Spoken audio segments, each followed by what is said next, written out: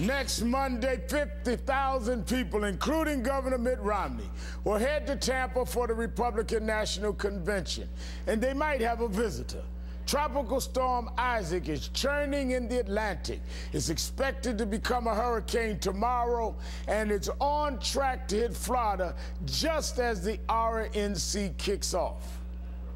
If there is a major storm, whether it's a hurricane, a tropical depression, anything like that, there are plans in place. Now, the GOP has plans to deal with this storm, but they don't have plans to deal with Medicare. In fact, their proposal on the issue is so toxic that they're distorting President Obama's record on the issue. I could go chapter and verse, but I won't bore you or upset you. But there's one thing that he did. He took $716 billion from the Medicare program, which is there for senior citizens, took it and spent it on Obamacare. Congressman Ryan doesn't want to bore or upset you. That's why he neglected to tell you that President Obama didn't take money from seniors. How about that? I guess he didn't want to bore you with these facts either. Under Governor Romney's plan, Medicare would go broke by 2016. That's 4 years from now. It would force current seniors to pay more for health care. One longtime economist even is quoted saying that it's both puzzling and bogus at the same time. No wonder Congressman Ryan said this. I could go chapter and verse, but I won't bore you or upset you. I don't know about you, but I get upset when the facts get left out of the conversation.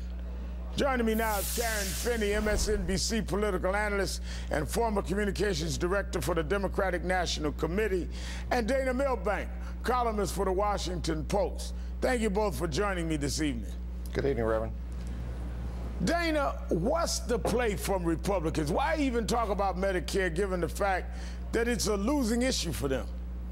Well, the question, Reverend, is how much of a losing issue it is. So this is an area where they expect to be at a disadvantage, and this is sort of inoculation. If you get out there and make an attack, even if it is, as in this case, a completely false attack, the other side's responding to it or complaining about it, as opposed to making the attack themselves. So really, the best defense is a good offense in this case. So it actually makes some logical sense to be doing that, and certainly they'd rather be talking about this than Todd Akin and a whole lot of other things going on out there. But they're not trying to play to win on this issue, though Paul Ryan says they're trying to just minimize the disadvantage they're going to have on this issue. But Karen, when you look at the NBC poll, NBC Wall Street Journal poll, shows that Americans basically agree with the president on Medicare. 50% of voters agree with President Obama that vouchers are a bad idea.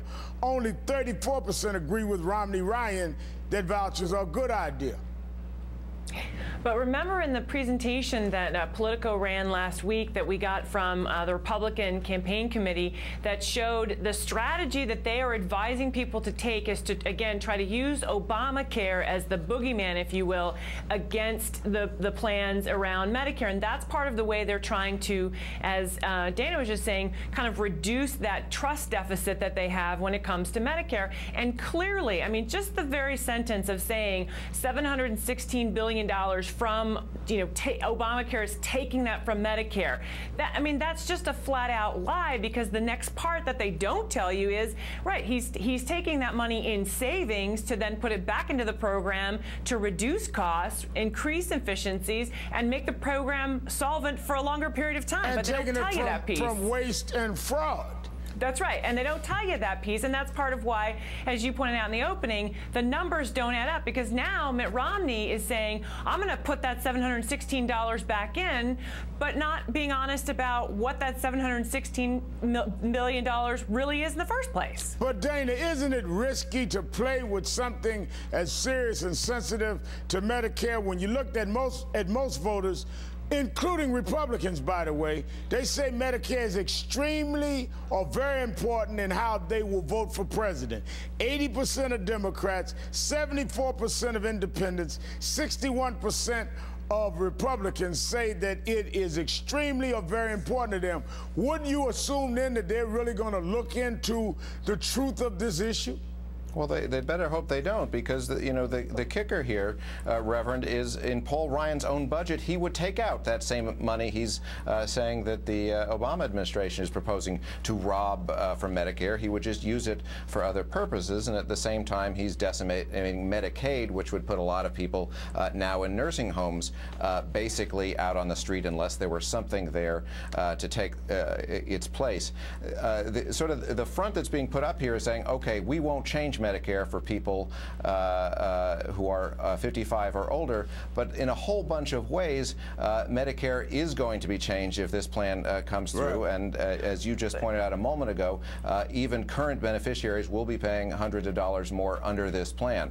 That's a very difficult position to be in. So you would see why it's important to get out there and sort of muddy the waters and make the subject about Obamacare. But you know, Reverend, think about what they're saying. They're saying, we're going to not change the program now. So we're going to keep the inefficiencies in. We're going to keep overpayments to insurance companies.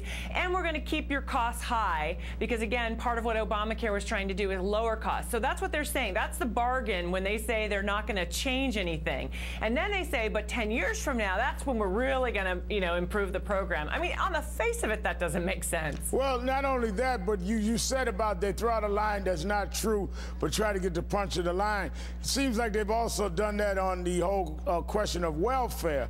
The AP has a piece out today that talks about Governor Romney's dishonest attacks against the president on welfare.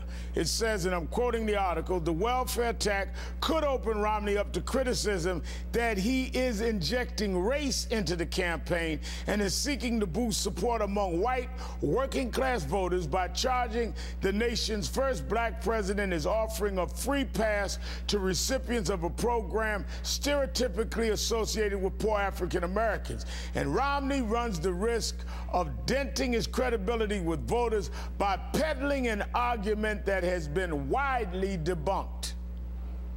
Yeah. Well, he's clearly trying to, I think there's an effort there, whether they're aware of it or not. If they're not aware of it, that shows a lack of understanding of our country and the diversity of our country. And if they are aware of it, then shame on them. But to sort of, again, this is this dog whistle politics and trying to play into this idea of, people who get welfare are lazy and, sort of all of those stereotypes. But again, not being dishonest about the fact that it would be up to the governor, and Republican as well as Democratic governors asked for this flexibility in terms of how they administer their program. These are supposed to be the smaller government guys that want more control at the state level. Well, Karen Finney and Dana Milbank, thanks for your time tonight. Thanks, Reverend. Thanks.